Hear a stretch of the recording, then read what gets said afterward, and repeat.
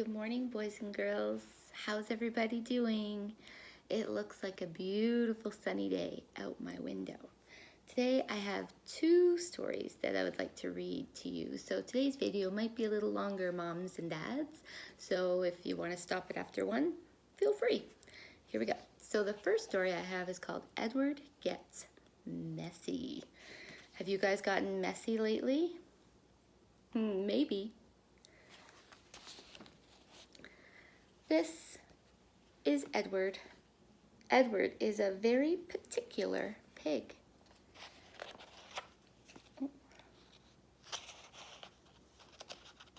I can't turn the page. He fears filth. Here, I'll have to maybe just read it and turn it. He doesn't like dirt, and he likes things to be just so. Edward never gets messy.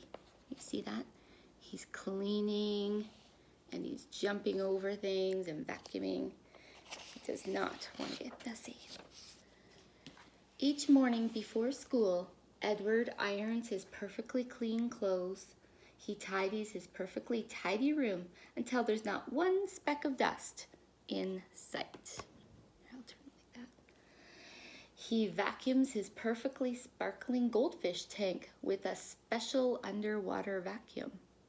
Oh, Edward is very happy with being very clean, but it's hard to work to stay that way. Edward never pets friendly dogs on his street. He never eats food that spills or splatters.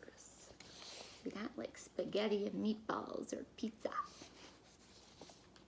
And he never, ever, ever uses markers or glue sticks or paint. They are just too messy. I'm sure it isn't easy being a particular pig. I miss using markers and glue and paint with you guys. On the way to school one morning, Edward's friends jump in a big pile of dirty leaves. But Edward doesn't get messy. He walks on the sidewalk. There he is, walking on the sidewalk. Whoa. In Edward's science class, the baking soda volcano erupts into a spraying flow. Boom! But Edward doesn't get messy. He sits at the back of the room. He's not doing it. At lunchtime, everyone else at Edward's table eats spaghetti and meatballs. But Edward doesn't get messy. He eats a plate of steamed broccoli. There's his broccoli on his plate. Can you see, boys and girls? Do you guys like to eat broccoli? On the muddy field outside, Edward's classmates play a game of baseball. Squish! But Edward doesn't get messy.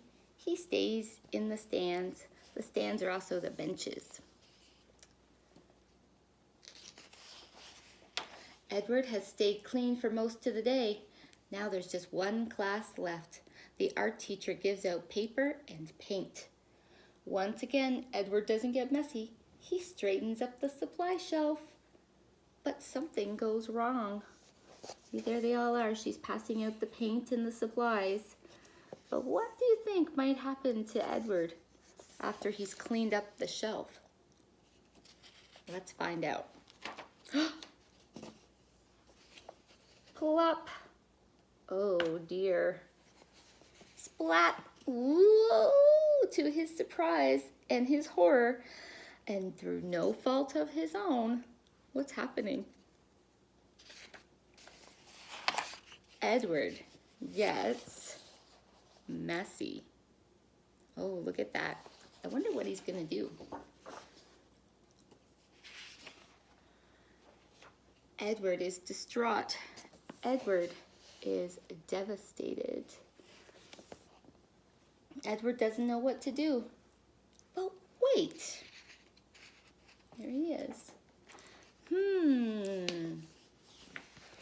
does Edward do? Looks like he takes the paint and he does something.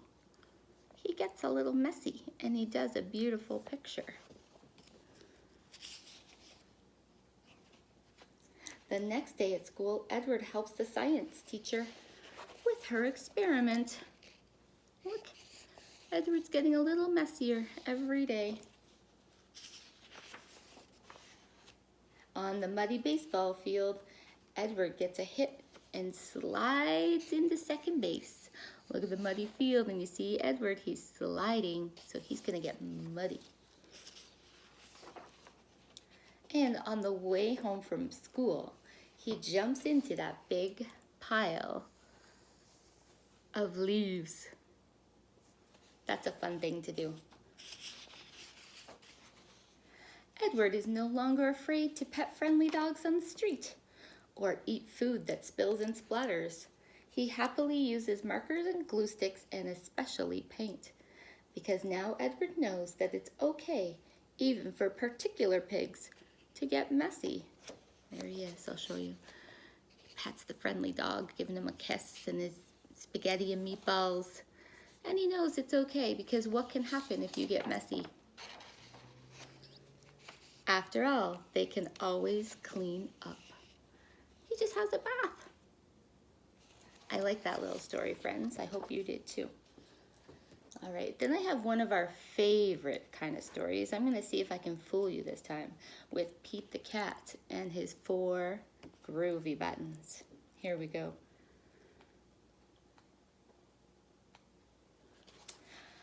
Pete the cat put on his favorite shirt with 4 big, colorful, round, groovy buttons. He loved his buttons so much, he sang this song. Sing along with me, friends. My buttons, my 4 groovy buttons. My buttons, my 4 groovy buttons.